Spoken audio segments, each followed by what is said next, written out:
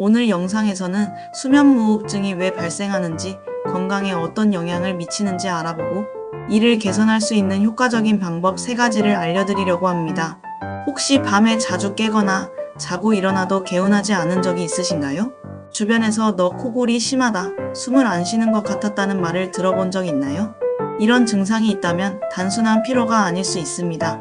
끝까지 시청하셔서 건강한 수면 습관을 만들어 보세요. 수면무호흡증은 수면 중 호흡이 반복적으로 멈추거나 얕아지는 질환인데요. 일반적으로 기도가 막혀 공기가 원활하게 흐르지 않으면 산소 공급이 줄어들어 뇌가 이를 감지하고 잠을 깨게 됩니다. 이 과정이 반복되면 깊은 수면을 취하지 못하고 피로가 누적되며 심각한 경우 심혈관 질환과 같은 합병증으로 이어질 수 있습니다. 수면무호흡증이 건강에 미치는 영향은 다양한데요. 가장 큰 영향이 만성 피로와 집중력 저하라고 합니다. 수면무호흡증이 있는 사람들은 밤에 수십 번씩 호흡이 멈추면서 잠에서 깨게 됩니다. 이는 깊은 수면을 방해하여 수면의 질을 떨어뜨리고 결국 낮 동안 극심한 피로와 졸음을 유발할 수 있는데요. 아침에 일어나도 개운하지 않고 낮에는 지속적으로 졸리며 집중력이 저하되는 증상을 경험할 가능성이 높습니다.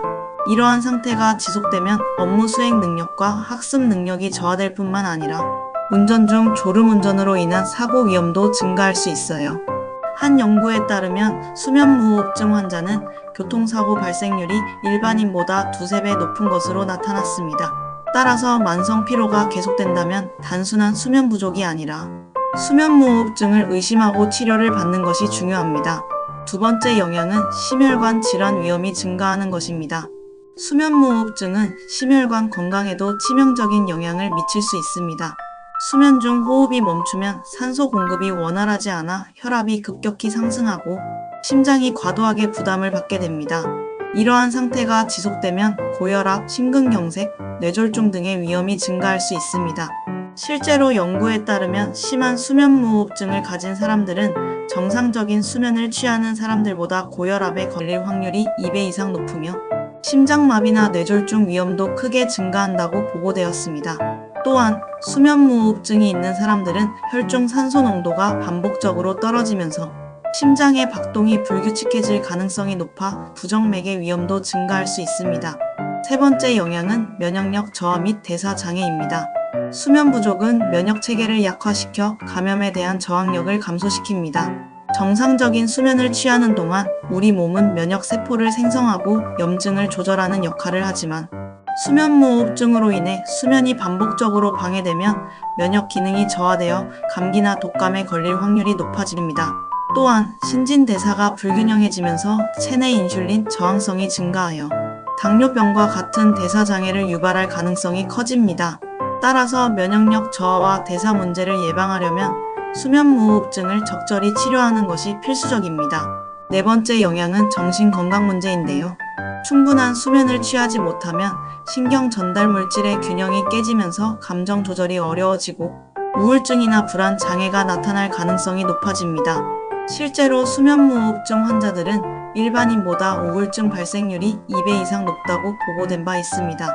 또한 밤에 자주 깨면서 스트레스 호르몬이 과도하게 분비되면 불안감과 짜증이 증가할 수 있습니다.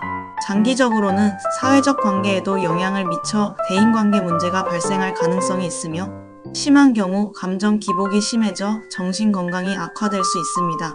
따라서 수면무호흡증으로 인해 정신적 피로가 지속된다면 적절한 치료와 생활습관 개선을 통해 문제를 해결하는 것이 중요합니다. 마지막 영향은 인지기능 저하 및 치매 위험입니다.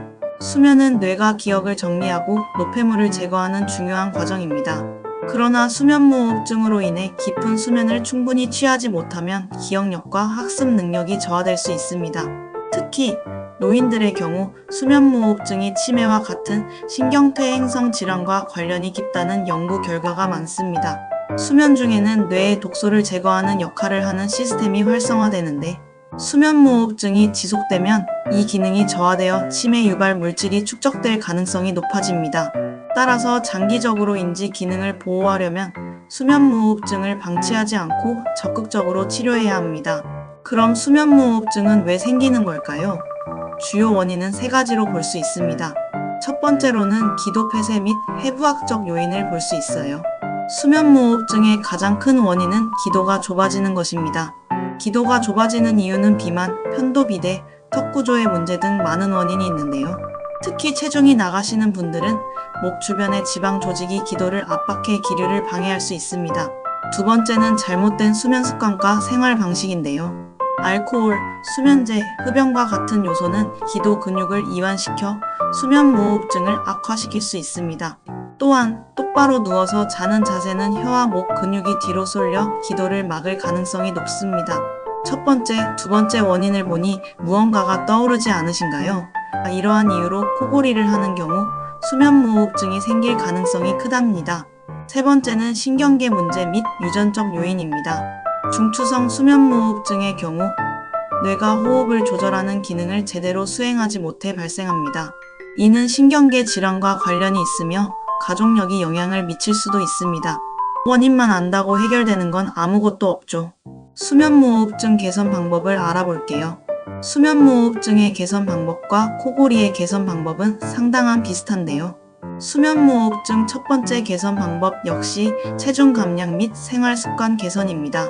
비만은 수면무호흡증의 가장 큰 원인 중 하나입니다. 체중이 증가하면 목 주변과 기도 부위에 지방이 축적되어 기도를 좁히고 결과적으로 호흡이 원활하지 않게 됩니다. 체중을 10% 감량하면 수면무호흡증 증상이 30%에서 50%까지 개선될 수 있다는 연구도 있어. 수면무호흡증이 있다면 체중 감량을 하는 게 중요하겠죠. 체중 감량을 위해서는 균형 잡힌 식단과 규칙적인 운동이 필수적입니다. 특히 저녁 늦게 과식하는 습관을 줄이고 고탄수화물 및 고지방 음식 섭취를 조절하는 것이 중요합니다. 또한 매일 30분 이상 유산소 운동을 실천하면 기도 주변의 지방을 줄이는 데 도움이 됩니다. 두 번째는 올바른 수면 자세를 유지하는 것입니다. 코골이 개선 방법과 같이 똑바로 누워 자는 것보다 옆으로 자는 것이 기도를 더 개방하는 데 효과적인데요. 똑바로 누우면 혀와 목 근육이 중력의 영향을 받아 기도를 막을 가능성이 높아지지만 옆으로 자면 기도가 덜 막혀 공기가 원활하게 흐를 수 있기 때문입니다. 수면 자세 관련해서는 코골이 영상에 더 자세히 나와 있으니 참고하세요. 세 번째는 전문가 상담 및 수면 보조기구 활용입니다. 수면무호흡증이 심한 경우 건강이 더 나빠지기 전에 전문가를 만나 상담을 하는 것이 중요합니다. 양압기를 사용하는 것이 가장 효과적인 치료법 중 하나인데요. 양압기는 일정한 공기압을 기도로 보내 기도를 열어주고 호흡이 멈추지 않도록 도와줍니다. 연구에 따르면 양압기 치료를 받은 환자들은 수면무호흡증 증상이 70% 이상 개선되었으며 장기적으로 심혈관 질환 위험도 감소하는 효과를 보였습니다. 이러한 치료를 받을 때는 반드시 전문가와 상담 후 진행하셔야 합니다. 수면무호흡증은 단순한 수면 문제가 아니라 우리 건강에 심각한 영향을 미칠 수 있어요. 하지만 생활 습관을 개선하고 적절한 치료를 받으면 충분히 극복할 수 있습니다. 오늘 알려드린 방법들을 실천해 보면서 건강한 수면을 되찾아보세요.